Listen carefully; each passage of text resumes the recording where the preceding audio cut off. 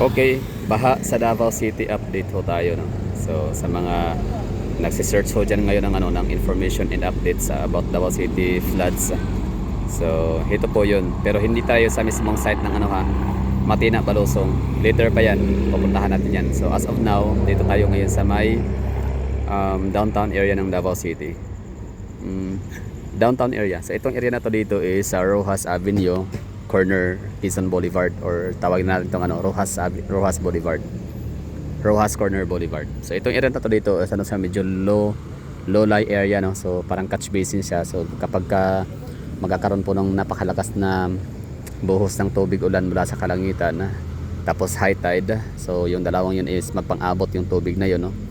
So dito yun sila tatambak. So itong kalye na to dito, itong area na to dito is napaka lalim ng baha na hindi pwedeng madaanan ang mga sasakyang mga lowered, like mga sedan na mga sasakyan, kasi nga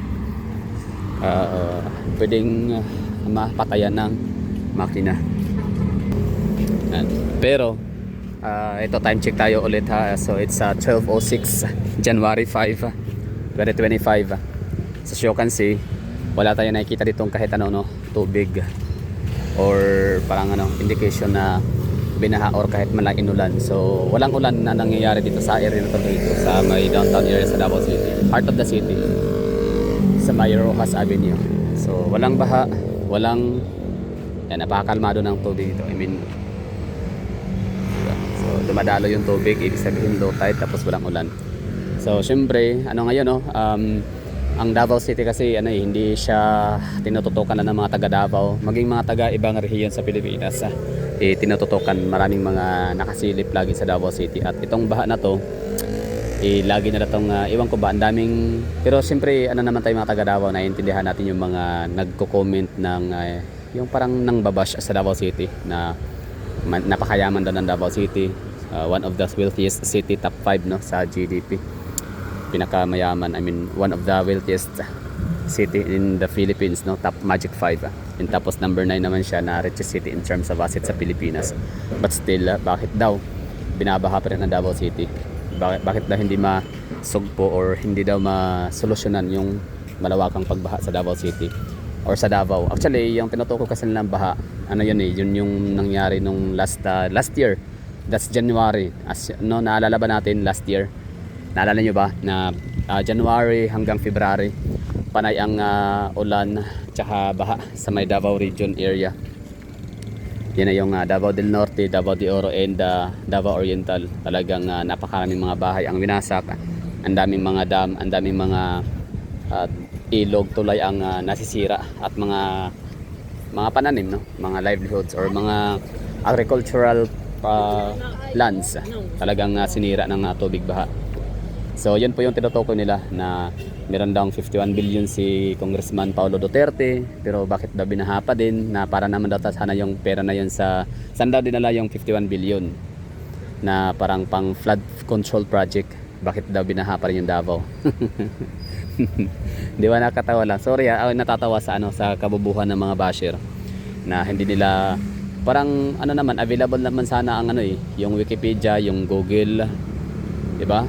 Andiyan naman sana, pwede naman nang i-search sana kung ano ba yung Davao City, or about Davao region and Davao City, anong difference, anong pinagkaiba. So ayun, binaha yung Davao del Norte, Panabo, Carmen, Tagum, Tuganay.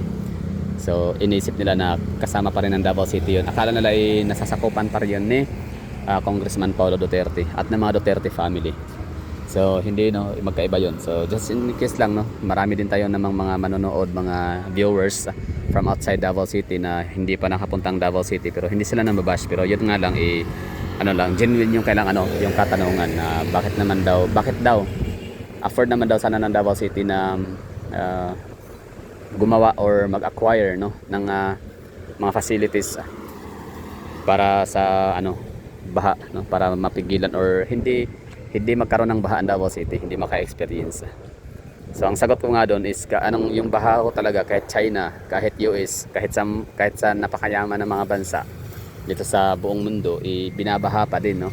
So, sa mga nanonood dyan ng mga OFW, mag-ingay ho kayo dyan, no. Bali, paki-comment nga yung inyong mga lugar or ng inyong napag-alamang mga lugar sa ibang nasyon, no? Ibang bansa, lalo na sa America and sa western part of the globe, which is mga madalas halos karamihan, no, ng mga nasyon sa western part of the world is ano siya, mga first world country. Ibig sabihin super duper rich, pero di ba nakakaranas pa rin sila ng matinding pagbaha. So what more ang Davao City na ano tayo, lowland. Itong Davao City urban area, yung pinaka urban area, no, pinaka downtown area ng Davao City is lowland ho siya, hindi ho siya kagaya sa Baguio City. Baguio City nga, no, binabaha din, no. So Bukidnon, may area din sa Bukidnon. Valencia City, may parte dyan na kapag ano, binabaha din sila, na highland na yun sila. What more ang Davao City na lowland, ano siya, sea level, di ba? So high tide plus mataas ang malaking buhos or maraming buhos tubig ulan plus high tide equals baha. Pero yan lang, bali ano bang Davao City ngayon, bakit nasa ano siya, mainstream, nasa mga ano siya, viral yung mga post, no, nakuha dun sa may Barangay Matina, sa may Balosong Bridge, Barangay Matina, Talomo District, Davao City. So nung sinabi kong since sinabi ko ang Talomo District, ibig sabihin malayo ho siya sa downtown area.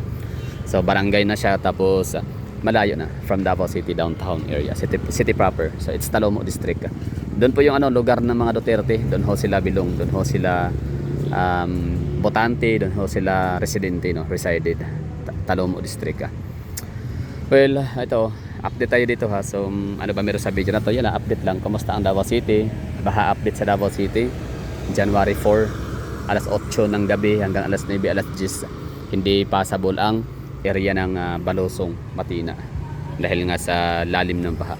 O nga pala, mention ko lang na yung itong Davao City, kapag taga Davao ka, alam mo na yung pattern dito sa baha. Alam mo na yung lugar kung saan yung mga malalalim yung baha na dapat iwasan kapag merong napakalakas na ulan. So for example, kapag umulan, ang ulan kasi sa Davao City is hindi siya isang bagsakan na ibig sabihin, hindi ibig sabihin na binahaan Davao City is buong Davao City na, kasi uulitin ko ulit sa mga hindi nakakaalam dyan, hindi taga Davao nanonood nito. Ang Davao City is the largest city in the Philippines in terms of land area.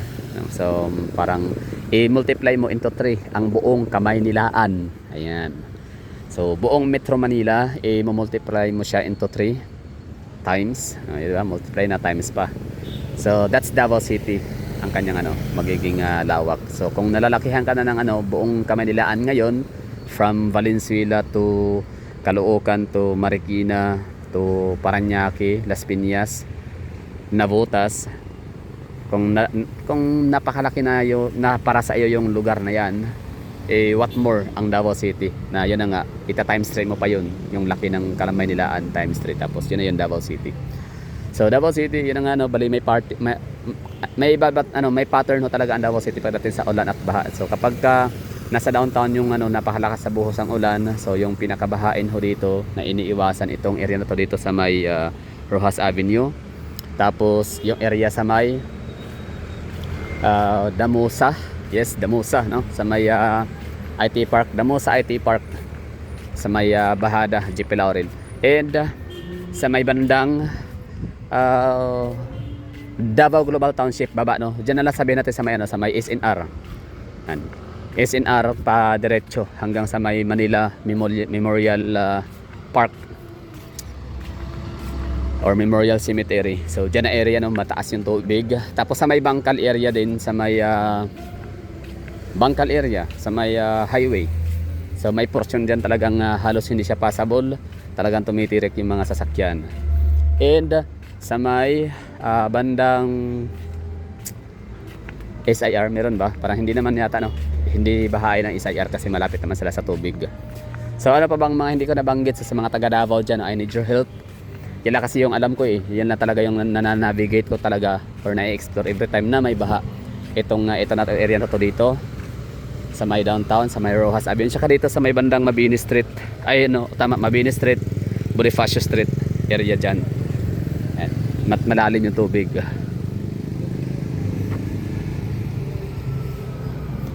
At saka dito mataas yung tubig, baha rito. Pero pag doon naman banda sa may Ateneo de Davao University, wala na masyadong tubig kasi medyo mas elevated ang situated or elevated yung kanilang dyan, landscape compare dito na medyo lowland. So ano pa bang area sa Davao City na downtown area or yung kapag ganito yung malakas na ulan? Yung sa may diversion road sa may Laverna ba yun? Laverna Hills. Para hindi naman sila na binabaha na ngayon o di kagaya dati.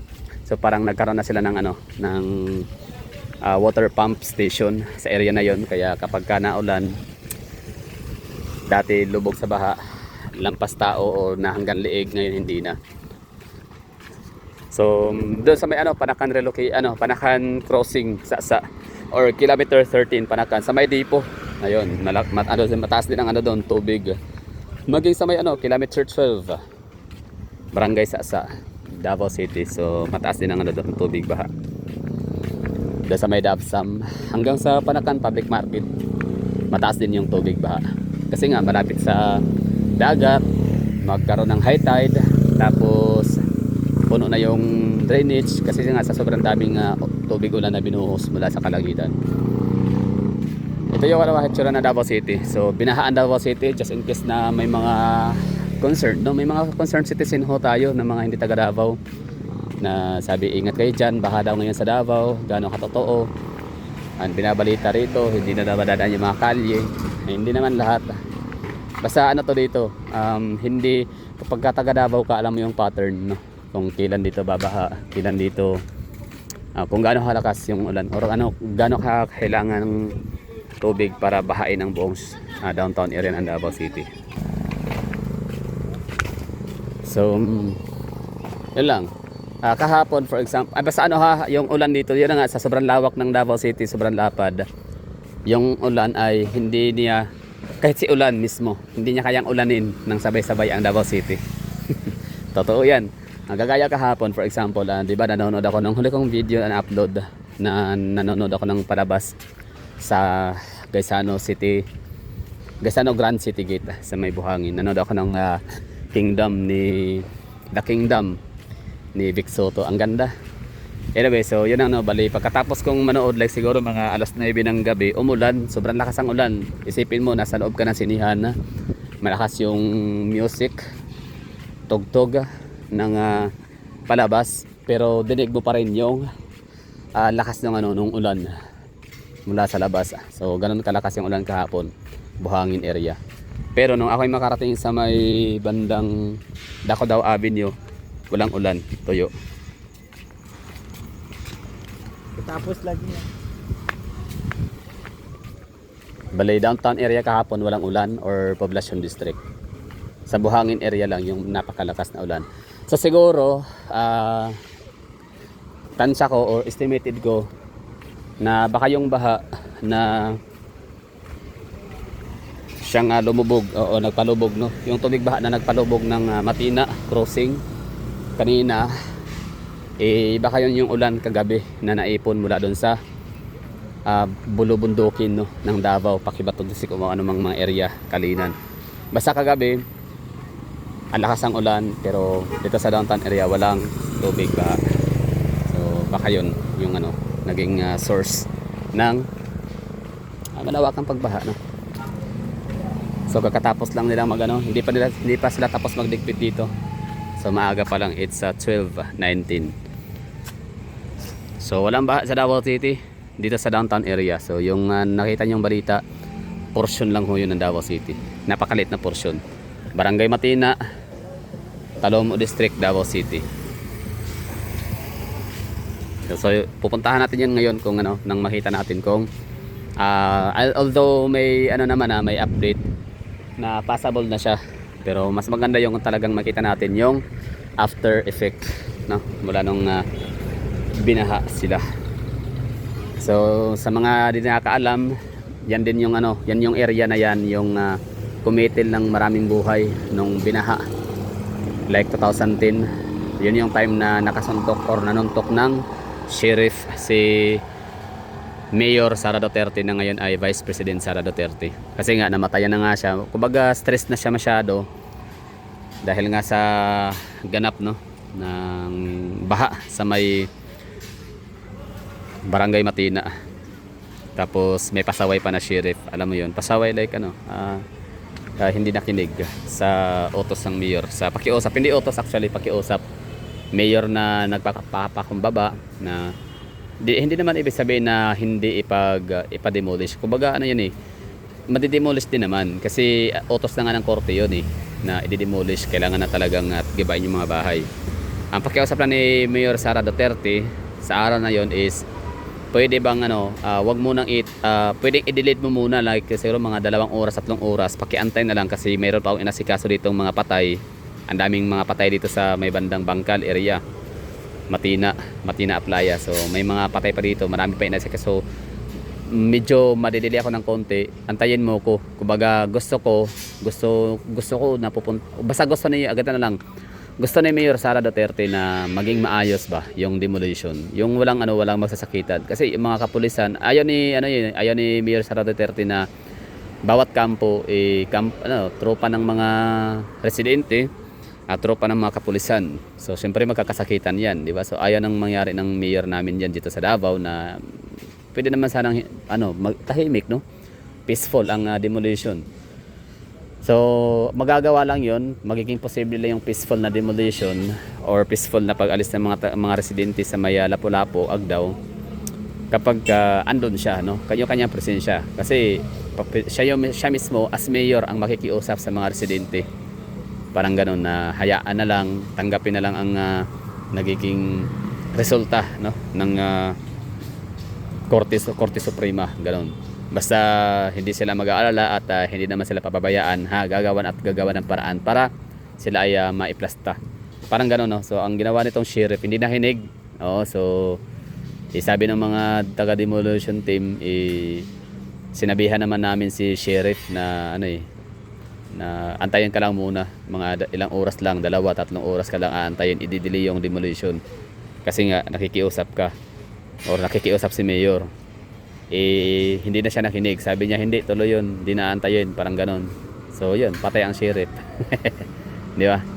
Kasi kumbaga binabaliwala niya ang kahalagahan ng presensya ng mayor during demolition. Kasi ang purpose niyon para lang talaga ma-organize ba, para ma-regulate yung yung tension, hindi magkaroon ng tawag nito, batuhan ng yung mga common scenario na nakita natin sa mga pelikula at palabas, di ba, na yan, nagbabatuhan ng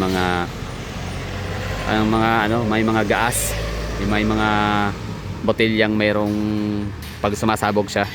Basta anyways, yan lang, no, na-share ko lang yun para meron tayong kumbaga dagdag kaalaman lang, dagdag lang ng konting information na Davao City kasi konektado siya sa baha. So yan lang, maraming thank you sa mga nanonood. Sana ay nagustuhan nyo ang natin update dito sa Davao City downtown area. So walang baha dito, no. So doon lang sa may napakaliit na porsyon ng Matina Crossing, Barangay Matina, Talomo District, Davao City. Ingat, bye bye. Happy New Year. Ay happy trekkings. Tapos na yata ang trekkings kahapon o ngayon ba? Sabado, kahapon pala, Sabado. Holiday kasi ako tulog kaya medyo wala akong ideya. Buti na pagising ko alas 10 nitong gabi ngayon, kita ko sa newsfeed, no, ang daming mga nagsishare ng mga post photo about baha.